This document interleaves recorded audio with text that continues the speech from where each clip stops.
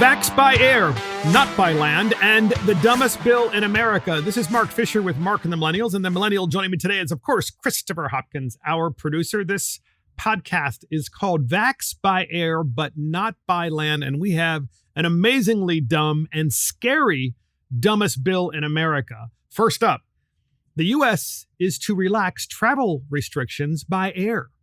By air. So you think about this for a moment and you say, okay, well, for any of you out there in podcast land who have friends in Europe, family in Europe, business associates in Europe, well, they can finally travel to the United States for the first time in a year and a half, as long as they're vaccinated. Now, that's a pretty interesting restriction because so far in the United States, when you travel from state to state in the continental U.S.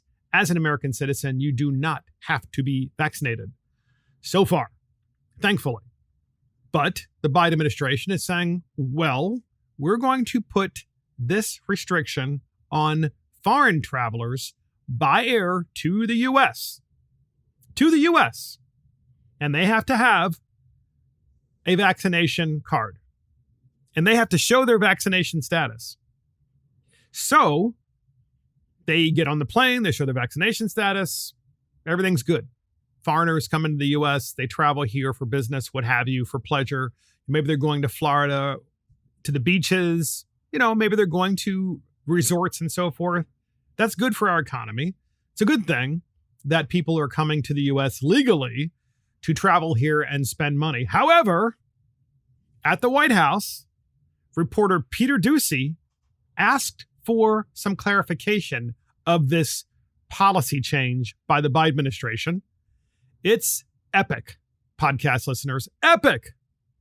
Listen to this clip. It's about a minute or so long. It's worth listening to. Peter Doocy asking Jen Psaki about this policy change. Here it is. Question about what's going on at the border. Is somebody asking the foreign nationals who are walking into Del Rio, Texas and setting up camps on this side of the border for proof of vaccination or a negative COVID test?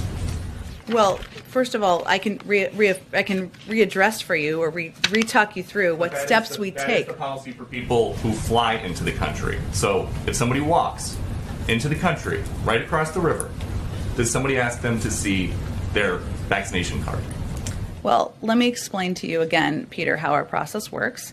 As individuals come across the border, and they are both assessed for whether they have any symptoms. If they have symptoms, the intention is for them to be quarantined. That is our process. They're not intending to stay here for a lengthy period of time. I don't think it's the same thing. It's not the same thing. These are individuals, as we've noted and as we've been discussed. We are expelling individuals based on Title 42.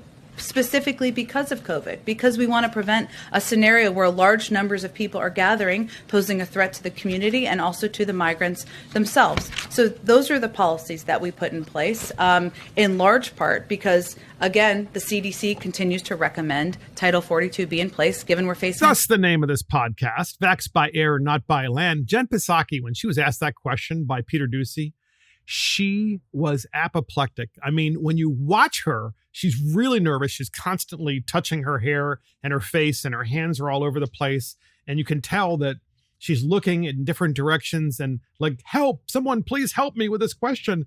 This is a disaster. And you can tell how she's lying, and she knows she's lying, and she knows what she's doing is wrong. And she knows what she's doing is fundamentally destroying the United States of America and creating two sets of rules in the United States, which is the problem. Why do you think you got a Donald Trump in 2016? Because everyday Americans believe there are two sets of rules in America. The rules for the people who work for a living and pay their taxes and work hard for their families to get ahead, and the rules for everybody else. That's what people, and now Jen Psaki just confirmed that there are two sets of rules. She said, well, they aren't staying here for a lengthy period of time. In other words, by the they, she meant the illegal immigrants coming across the border by land are not really going to stay here for very long. That's why they're not being vaxxed. That's why we're not checking their vaccination cards. But apparently the people coming by air, coming to the U.S. for vacation or for business, well, they're going to stay here for a long time, so they have to have a vaccination card. Does anyone believe that nonsense? It's the complete opposite of what she's saying. They, quote, as she said, aren't staying here for a lengthy period of time. You really? How many immigrants left the United States? How many illegal immigrants left the United States and went back home voluntarily and stayed there? Like zero? I mean, zero? So then Peter Doocy, after exposing this complete hypocrisy and that there are two standards for travelers into the United States, one standard for the illegals and one standard for the legal travelers, as well as two standards for American citizens, he asks the question, Peter Doocy asks the question, where's Kamala?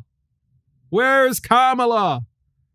Here's the question. You got to hear this clip. Here it is. Global pandemic. Where's the vice president on any of this? Isn't she supposed to be addressing the root causes of migration? Absolutely. And she has been addressing the root causes of migration by working with countries in the region to ensure they have the assistance they need to reduce the number of people who are coming and trying to make those journeys across the border. We've actually seen some reductions in some of those numbers. That doesn't change the fact that this is a very challenging situation in Del Rio. We're working to implement our policies and we're working to ensure we are also addressing root causes. Why don't we have Kamala Harris and the news media go to the border in Del Rio, Texas, where we have somewhere between 8,000 and 20,000 people there, depending on which news outlet you listen to, who are encamped there. Why don't we have Kamala and the news media go there together and with a microphone and a camera, ask the migrants themselves, and by the way, they're not migrants, they are illegal immigrants, ask them the question, what is the root cause of you coming into the United States? Why not ask it? Seems pretty easy, right? You don't really need to ask the president of Mexico.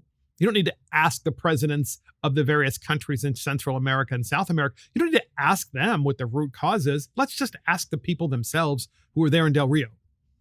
Hello, sir. You're from Haiti. What is the root cause of why you came to the United States? And you know what? You're probably going to find out. You're probably going to find out some really racy stuff. Like, I'm coming here for the free healthcare. I want to have my babies in the United States. Or I want to make sure I go there because I heard that if I come into the United States, they're going to pay for me to be able to have a place to stay. I don't have to pay my rent. And in addition to that, I actually can send my kids to school there and I don't even have to pay for that either. And I'll even have money to feed them. And I don't have to do that back home. Back home, I actually have to work. So, ladies and gentlemen, this is an unfortunate thing to say, right? Because I'm sure lots of people out there are going to hit me over this. Oh, you just don't care. Give me a break. Give me a break. These are people coming here in large part, certainly not in not everybody, but in large part for the free stuff. And here's the thing. Let's test it. Don't believe me? Let's test it. Reporters in America, Kamala Harris, go to the border and ask the question of the migrants. What is the root cause of why you're coming here? And then follow up with another question. Hey, did you know that in the U.S., if you can't afford health care, you just go to the emergency room and they'll give you the health care you need? And then it'll be interesting to see the answer that you get. Oh, ma'am, I see that you have 5 children and you're pregnant again. Who's going to pay for your child to have a baby? Who's going to pay your doctor to deliver the baby in the United States? It'll be interesting to hear what these individuals say. It'll be really interesting. But of course, Kamala doesn't care about the root causes. They don't want to know what the root causes are because we all know what they're up to. And I know that we've spoken about this before in previous podcasts, but this is new information. Peter Doocy asking Jen Psaki, must be vaxxed by air, but not by land because, by land, it's perfectly fine. They're only going to stay here for a little while. And when you stay here for a little while in the United States, it's impossible to pass COVID on to other Americans. Not possible whatsoever. But if you're an American citizen, you need to be vaxxed in order to be able to work, but not someone who's here illegally. So White House reporters have filed a complaint against Biden for refusal to answer questions. This is part of the problem in the Biden administration. And of course, it's intentional and it's actually quite smart of the Biden administration. They're saying, You know what? Biden is such a dumpster fire. We're not going to have him answer questions. We're just not going to have him do it. He'll go out and he'll give a statement. He'll make a statement, but he's not going to receive any questions because obviously that's when he goes off script and he forgets things and he says things that he shouldn't say. So therefore, we're just not going to have him answer. How can you have a functioning democracy, ladies and gentlemen, if the vice president of the United States and the president of the United States won't take questions from the White House press corps? You can't have a functioning democracy. You can't hold them to account. You can't find out what their answer is for putting forth certain policy preferences. You cannot.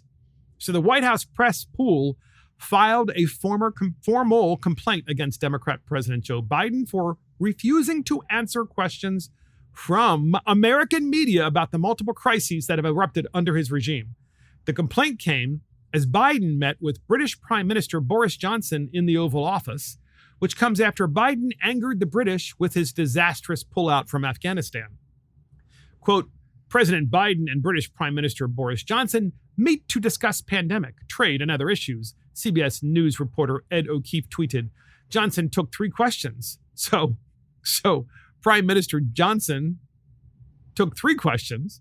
White House aides shouted down U.S. attempts to ask questions of Biden. I asked Biden about the southern border and we couldn't decipher what he said. So Biden wouldn't take questions in the White House, the center of government in the United States.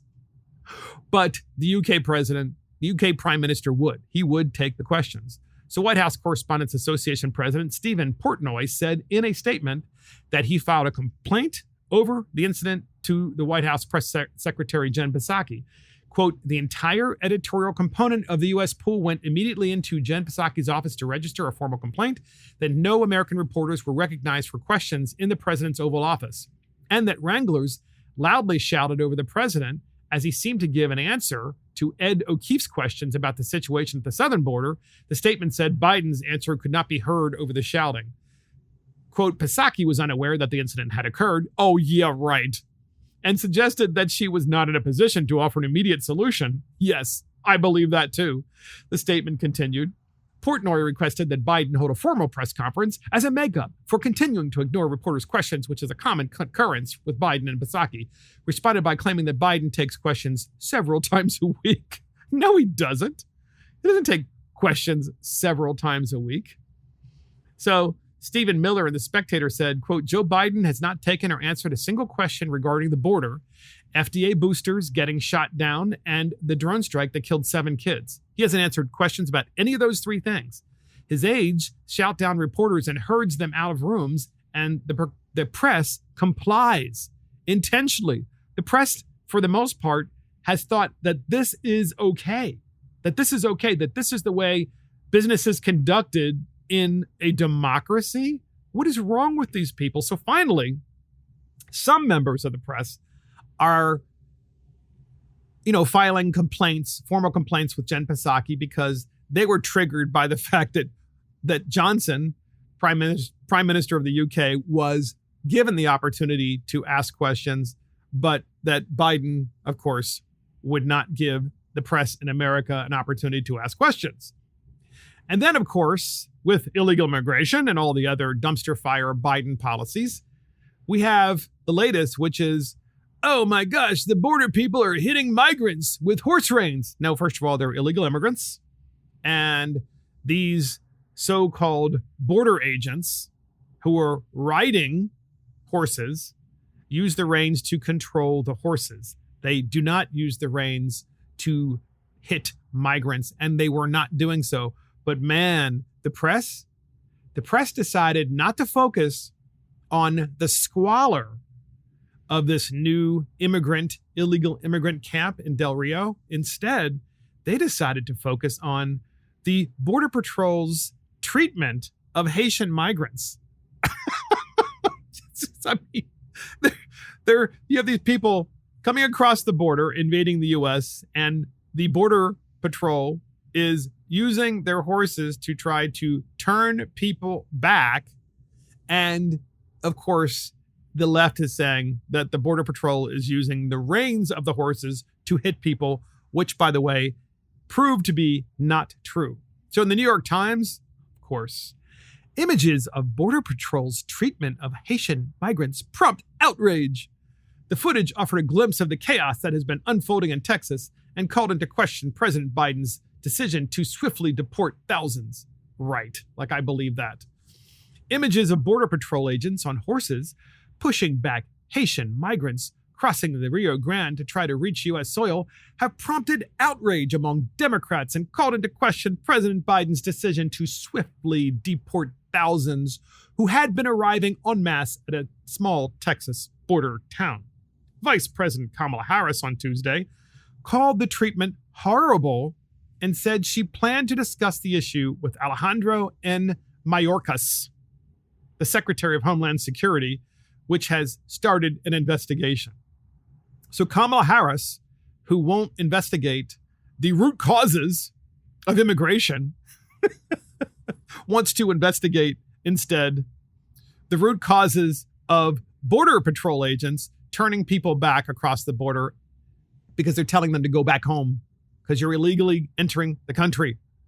But instead, she's like, no, that's not the purpose of the Border Patrol. I mean, can you imagine if we actually, this obviously is an invasion, but can you imagine if the invasion were with tanks? Kamala Harris would be, well, I want to see the root cause of them trying to start war with the United States before we do anything. Vice President Kamala Harris on Tuesday called the treatment horrible and said she planned to discuss the issue with Alejandro Mayorkas. Human beings should never be treated that way, Ms. Harris said, and I'm deeply troubled about it. Really? So she's concerned about human beings being treated that way, but she's not concerned about the human beings living in squalor in Del Rio, and she's not concerned about the impact of these human beings on America's hospitals, on America's public schools, on America's public safety systems, on America's job availability. She's not concerned about any of those things. No, of course not. These people are complete liars. Liars. So in TMZ, yes, TMZ, the channel as well as the news online source, says U.S.-Mexico border agents use horse reins as whips, ward off Haitian migrants. And then they have this picture of this guy who is grabbing an immigrant, an illegal immigrant, and trying to push him back while this border agent is on the horse. And there is a rein, and that rein is one of those loose reins that they use to guide the horse, but neither of his hands are on the reins at the moment. He's just trying to push the guy with his hands. But of course, naturally, it's a phony picture, and they show a couple of other pictures as well. Border Patrol agents attempting to push back Haitian migrants trying to cross into the U.S. used what appear to be horse reins as whips to keep them at bay, and now the White House says it's looking into the tactic.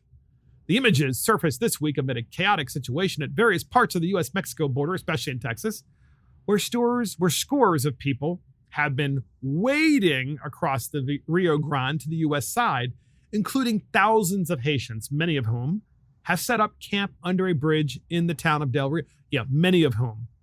Thousands of whom. Thousands. I mean, once again, my understanding is, by the way, podcast listeners, that Fox News has purchased TMZ. I believe they have, because I think it was AT&T that owned TMZ.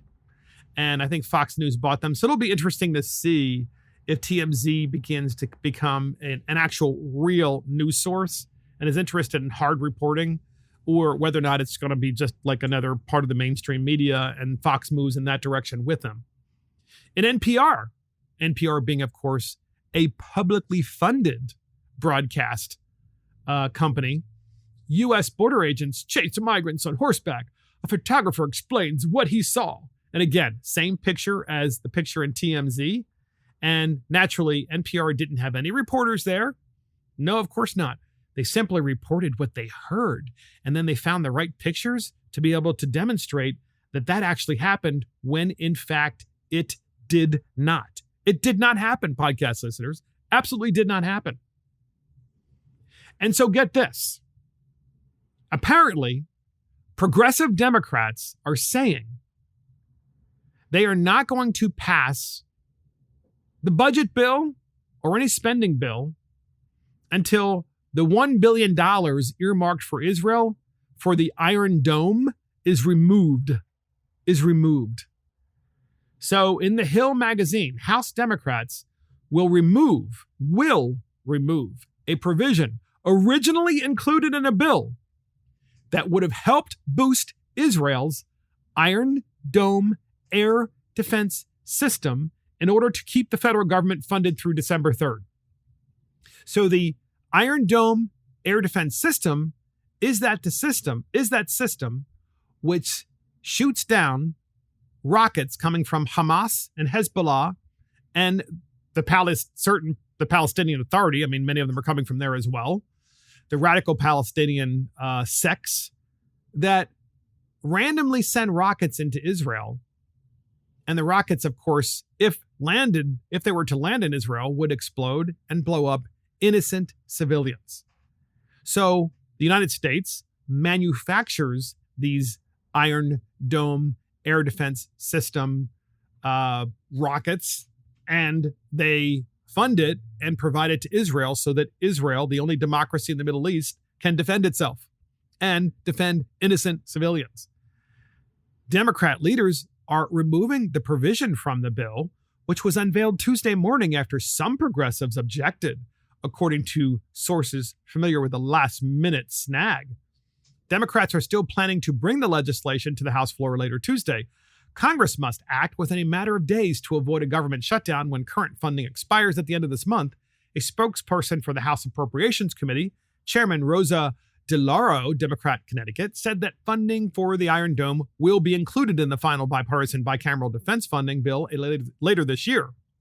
Representative Josh Gottheimer, Democrat New Jersey, a leading centrist, expressed frustration that the Iron Dome funding was being removed, but stopped short of threatening to vote against the bill. Quote, "The Iron Dome protects innocent civilians in Israel from terrorist attacks, and some of my colleagues have now blocked funding it," Gottheimer tweeted. "We must stand by our historic ally, the only democracy in the Middle East." So there is a centrist Democrat saying something that everybody knows and is common sense, but the progressive Democrats,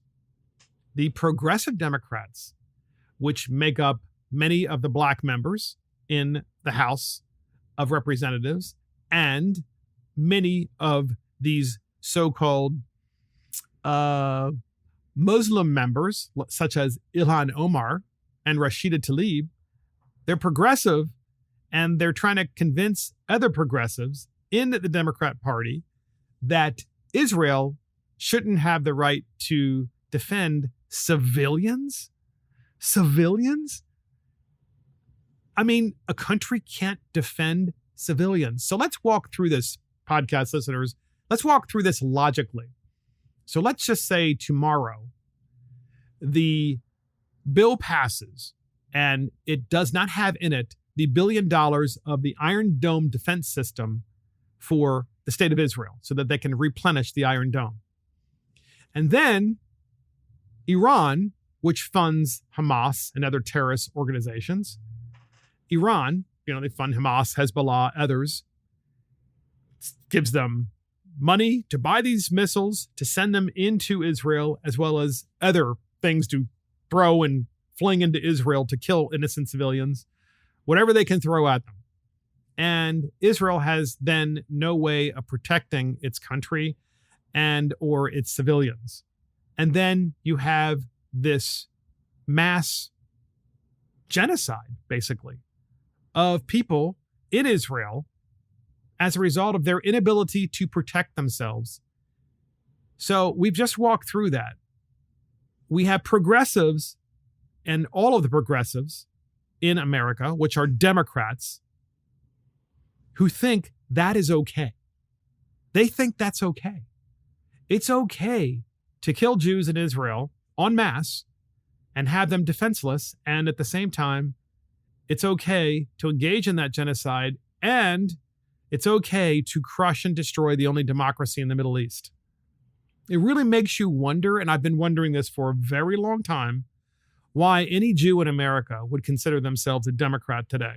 I've been wondering this for a long time, podcast listeners, and I have to wonder if at some point the Jewish people in America who are overwhelmingly Democrat will one day wake up. I'm not saying there aren't conservative Jews. I know many of them, but the majority of Jews in the United States are not conservative. They're Democrats. And would they think this is okay if this actually came to fruition and Israel did not have the right to defend itself or the ability to defend itself? What would these people do? Would they just watch TV and say, "Aha, they just deserved it. They deserved it because I'm a progressive before I'm a Jew"? I mean, what is wrong with these people? It's just insane.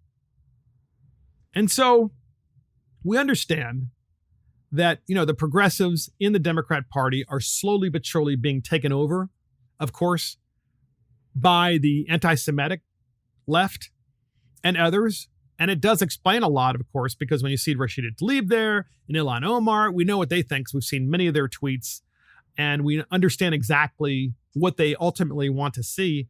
What I can understand is why the average Democrat can't see that. I mean, does the average Democrat understand what this means? Not really sure.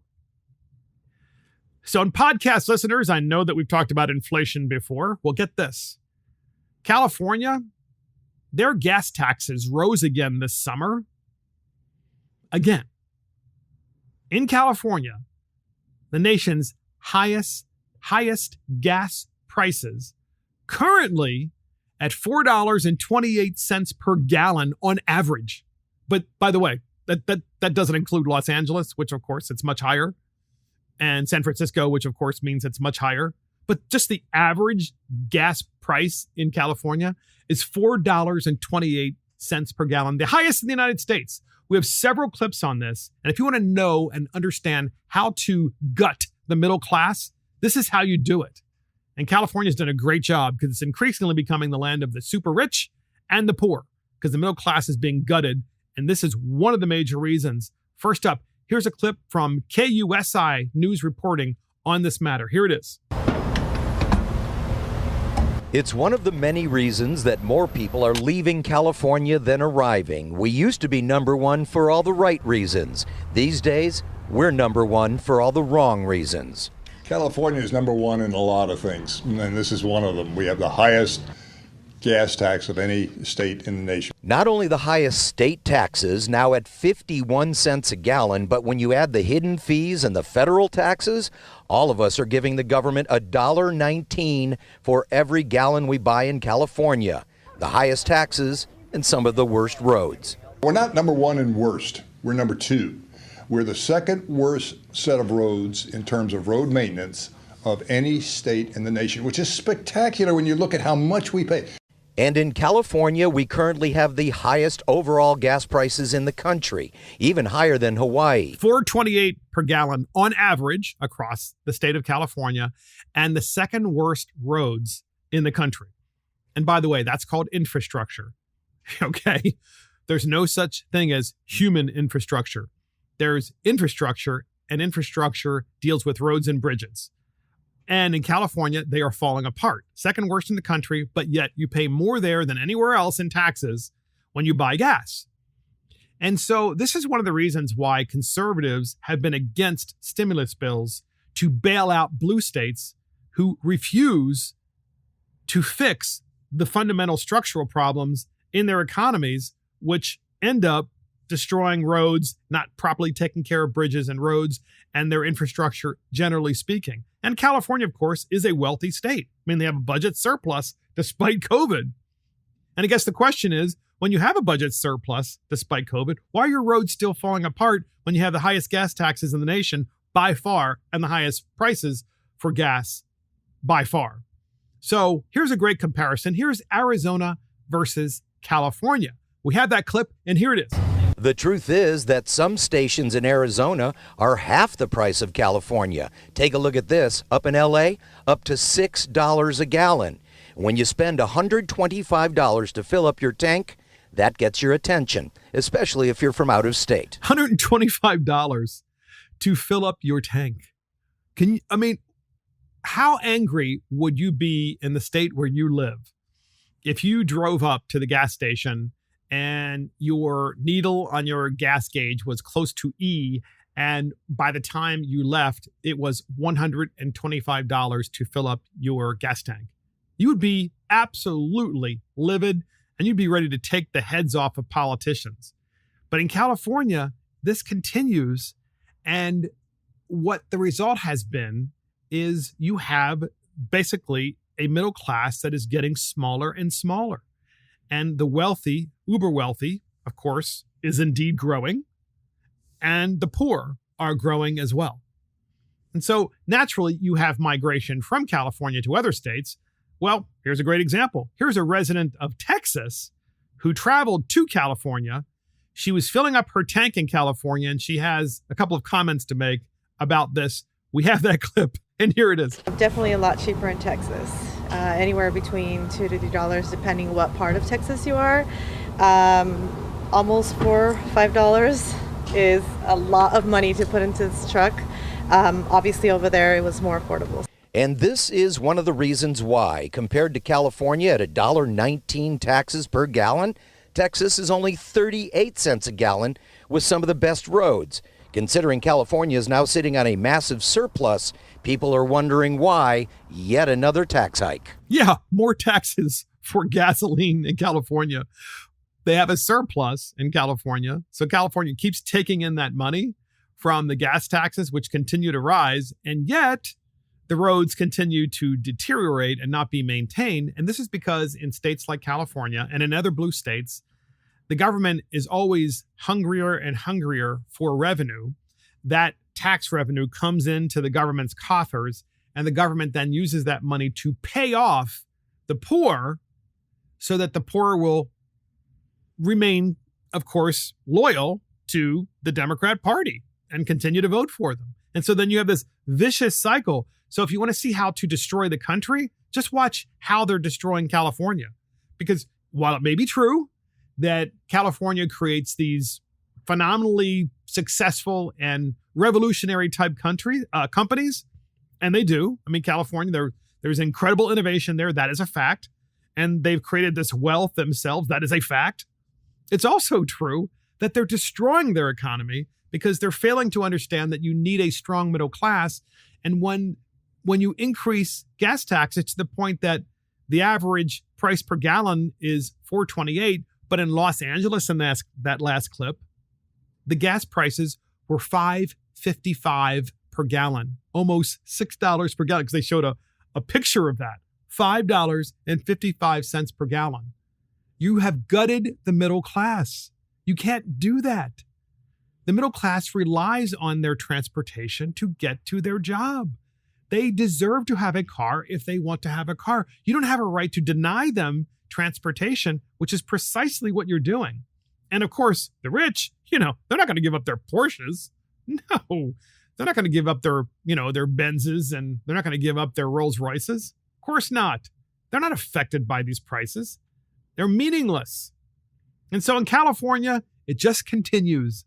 The middle class gets smaller, the rich, of course, get richer, and you have more and more poor people, including people coming across the border illegally, and you're creating even more. So anyway, so next up, podcast listeners, we have the daily Biden dumpster fire. So Biden, the president of the United States, went to the United Nations, and he spoke in front of the United Nations. Yeah, he did. And of course, I don't know how these people there didn't just start laughing out loud when he's talking. Well, he spoke at the United Nations, and we have a clip, and you tell me what he was trying to say here, because throughout the speech, you couldn't really understand what he was saying. CNN, of course, thought it was a terrific speech. We'll speak about that in a minute. But first up, here's the clip. On our existing development assistance and global health threat, and a global health threat council that is armed with the tools we need to monitor.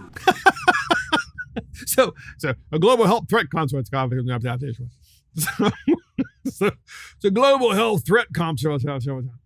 And of course, people were looking down, and many of them don't speak English, so they had those earphones on, and the translations were occurring. So I wonder what the translator was saying, right? So, you've got the earphones on, and you speak, Chinese or Russian or what have you. And Biden goes, and the global health, and the translator, They probably start laughing, the translator. I mean, I'm not really sure. So, of course, in CNN Politics Online, CNN's headline of that very speech is Biden makes the case at the UN for using relentless diplomacy instead of military might to solve the global crisis.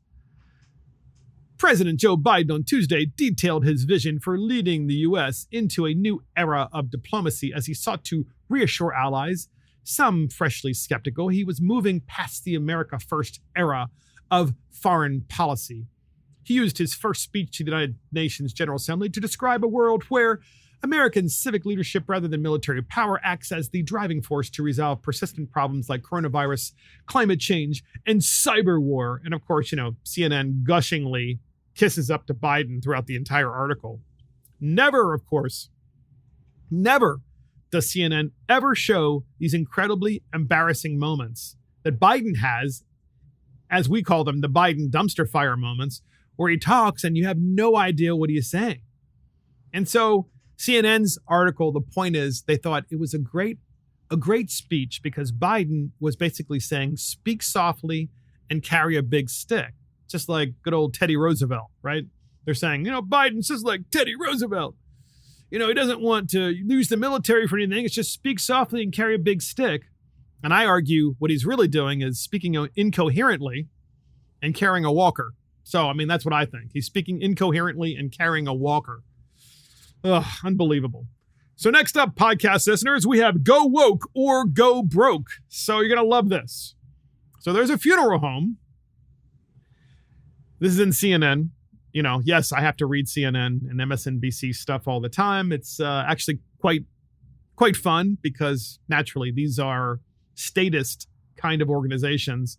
They really aren't news reporting agencies, but that's what makes them fun to read because they're such liars. But this is a true story nonetheless. There's a funeral home, and the funeral home has an ad on the side of their truck. And I guess it's the truck that carries the caskets and so forth, I don't know, but I think that's what it does. And the ad spreads the message for the unvaccinated. So CNN, the truck had the name of a funeral home on it, but instead of a soothing thought that might double as a company slogan, the message on the side read, "Don't get vaccinated." The black truck advertising for Wilmore Funeral Home delivered that blunt and unexpected message on Sunday to football fans in downtown Charlotte as they headed to watch the Carolina Panthers play the New Orleans Saints. Many employers and public health officials are searching for ways to get more people vaccinated against COVID-19, using everything from money and free food and even lavish vacations and VIP Super Bowl tickets. The fully vaccinated account for just 54.7% of the U.S. population. And so this funeral home decided to put on its truck, Wilmore Funeral Home, says that on the side of the truck very conspicuously, and then in huge letters, "Don't get vaccinated." In other words, don't get vaccinated and you're going to be a customer. They're advertising for you not to get vaccinated because that way you will die. So even the funeral home is woke, right? It's the old, hey, don't read the science. We don't care if you had COVID already and you haven't been vaccinated. You're going to be a customer of ours really soon. You unvaccinated varmint, you. Unbelievable.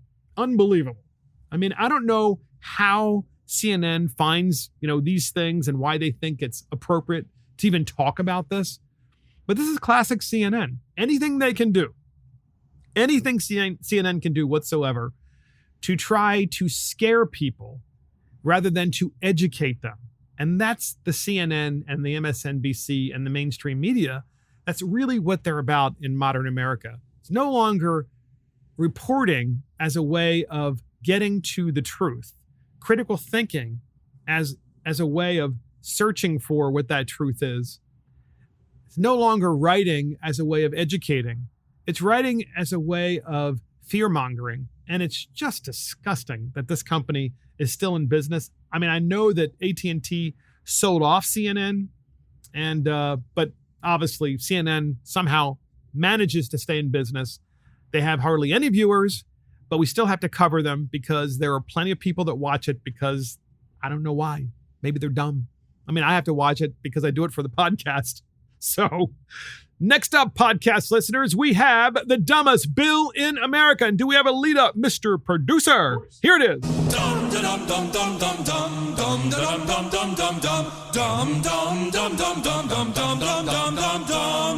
And it is the dumbest bill in America. And it is evicting the unvaccinated. You heard that correctly. Evicting the unvaccinated. There's a bill in Congress introduced by Congresswoman Cori Bush and Senator Elizabeth Warren, and it is called the bill Keeping Renters Safe Act of 2021. Keeping Renters Safe Act of 2021. And the bill effectively allows the eviction of the unvaccinated. Here is the bill. Here's what the bill does, at least some parts of it. According to Forbes magazine, by the way, I did look this up in multiple magazines, as well as the bill itself. It says the new legislation is called Keeping Renters Safe Act of 2021. The legislation would protect renters from eviction by amending Section 361 of the Public Health Service Act. The Public Health Service Act already empowers the federal government to respond to communicable diseases such as COVID-19. The Keeping Renters Safe Act effectively would classify evictions as contributing to the spread of a communicable disease. So the legislation would empower the United States Department of Health and Human Services and the Centers for Disease Control and Prevention to curb the spread of communicable diseases. Through the legislation, HHS and CDC would gain permanent authority to implement federal eviction moratoria to address medical and health emergencies such as COVID-19. Warren and Bush say that evicting renters during the COVID-19 pandemic, for example, is more than an economic issue. It's a health crisis. Why? Eviction moratoria could result in at least hundreds of thousands of Americans becoming homeless, argue Warren and Bush, which could increase the risk of spreading COVID-19. So podcast listeners, when you give additional authority and permanent authority to HHS and CDC, you're giving permanent authority to unelected bureaucrats. This is one of the problems in the United States of America. Congress won't do its job to vote on single subject bills, so instead, it basically gives the authority permanently to agencies such as the CDC and HHS. That's what this bill does.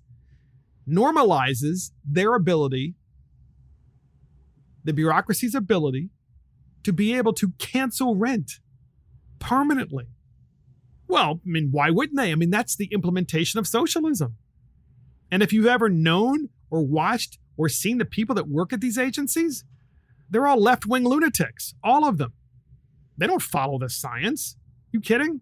These are left-wing activists that are now making law, but they weren't elected to make the law. So one of the things that this bill allows them to do at the CDC and HHS is the bill allows those bureaucrats to say, hey, we're going to cancel the rent for everyone in your apartment complex, but if you're unvaccinated, we're not going to cancel the rent. So this bill is about evicting the unvaccinated. It's about rewarding Democrats. It's about penalizing people who are critical thinkers.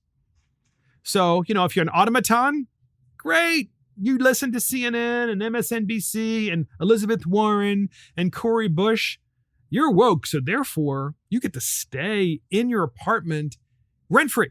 But everybody else, no, sorry. You just have to be evicted. And even if you want to pay your rent, we're still going to evict you. This is dangerous stuff, podcast listeners. I mean, these people have lost their minds and they're not really Americans. They're not. This Congresswoman, Cori Bush, and U.S. Senator Elizabeth Warren, this is un-American. This is not the function of our government. Our government is out of control, and now our government is giving the power to the unelected bureaucrats who themselves are out of control as well. So here's Congressman Cori Bush. And by the way, we have this clip. But Ilhan Omar is there with her, just kind of looking on. And you can just see Ilhan Omar is like, oh, I can't wait to bring Marxism to the U.S. Everything I've been always wanting to do is just destroy the U.S. You can just tell people are sick. Here's the clip. It is imperative that legislators we provide protection now because we're being evicted. People are being evicted as we speak, as we stand here. People were evicted yesterday, weeks ago. People are having their wages garnished as a result of evictions. Yes, so people are having their wages garnished as a result of eviction. Problem is that the eviction moratorium was still in place, so that's not true. Okay, but what they want, of course, what Cori Bush wants is to do what? To train people to understand that they deserve to live in an apartment or a house or somewhere and never have to pay rent ever again, which means they also don't have to work ever again. Because if you don't have to pay your rent, then the next thing is, well, we should have a moratorium on having to pay your electricity bill. We should have a moratorium on having to pay your cell phone bill. We should have a moratorium on having to pay your healthcare bill or your healthcare copays. We should, and then there it goes. There it goes. It's no longer a slippery slope to socialism and Marxism. It is Marxism. And this is what these people believe. It's expropriation of private property, literally expropriating the rights of private property owners and rewarding people who effectively don't want to go back to work. And you know what? 6 months ago, I wouldn't have said that. Today, there are plenty of jobs. It's time to get back to work, America. It's time to pay your bills, America. It's time. Enough. Enough of using this crisis as a way of bringing in Marxism-Leninism. So in Florida, if you think this is bad enough, Democrats support a Florida landowner who's evicting unvaccinated tenants. So in Florida, there's a landowner who intends to evict unvaccinated tenants, and the Democrats think that's okay. Occupy Democrats previously hailed Representative Cori Bush's protest to extend the eviction moratorium. So there you go. Everywhere you look, Cori Bush is there and Elizabeth Warren is there. They think this is okay. They like this segregation, this new vaccination segregation. And they also want to use it to divide people, to pit them against one another. And then at the same time, while you're so busy arguing, implement Marxism.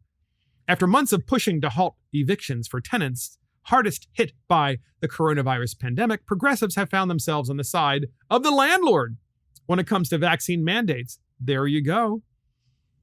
So landlords have been upset at progressives and Democrats because they want to cancel rent.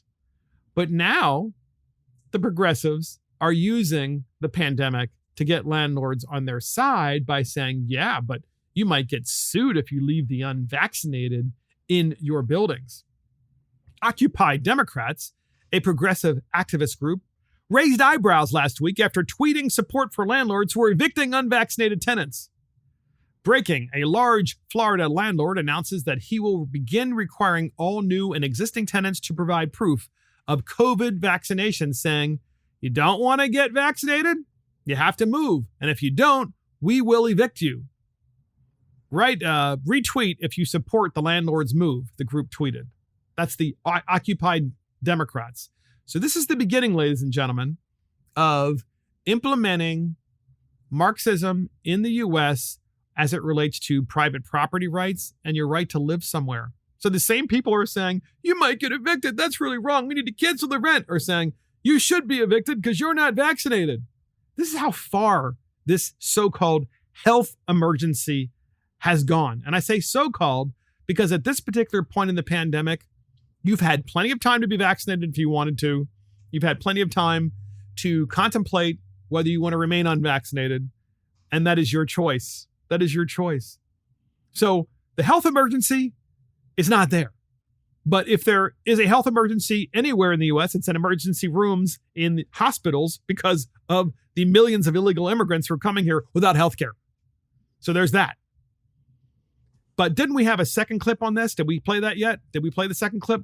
So here's Ariana Presley, who also supports evicting the unvaccinated and is a co-signer of Keeping Renters Safe Act of 2021, unless you're unvaccinated, of course. Here's Ariana Presley. We have that clip. Here it is. We chose to sleep on the steps of the Capitol. That was a choice. But millions more are running out of options, and it will not be a choice. But this is 100% preventable because eviction is a policy choice. So I want to thank Representative Bush for her leadership and Senator Warren for your steadfast partnership, for gathering us here all today. It is a pleasure to stand with you today and introduce this life-saving legislation, the Keeping Renters Safe Act. Eviction is a policy choice, according to Ariana Presley. No, it's not. Eviction is a personal choice. You want to know why? Because all you have to do is pay your rent and you won't get evicted. And it's a personal choice if you don't pay your bills. It's also a personal choice if you don't want to work and you don't want to go back to work. That's a personal choice. At this particular point in time in the pandemic, okay, it is a personal choice. During the height of the pandemic, when you couldn't go to work because of the lockdowns and the shutdowns, I agree. You should not have been evicted. You should not have been. But fast forward, here we are, late September 2021. It's time for you to get to work and it's time for you to pay your bills. And if you don't, that's not a policy choice. That's a personal choice. You've decided. And we believe as conservatives in personal responsibility. Democrats think it's a policy responsibility. I mean, it's just ridiculous. These people are out to destroy our country. And they're doing a great job at it.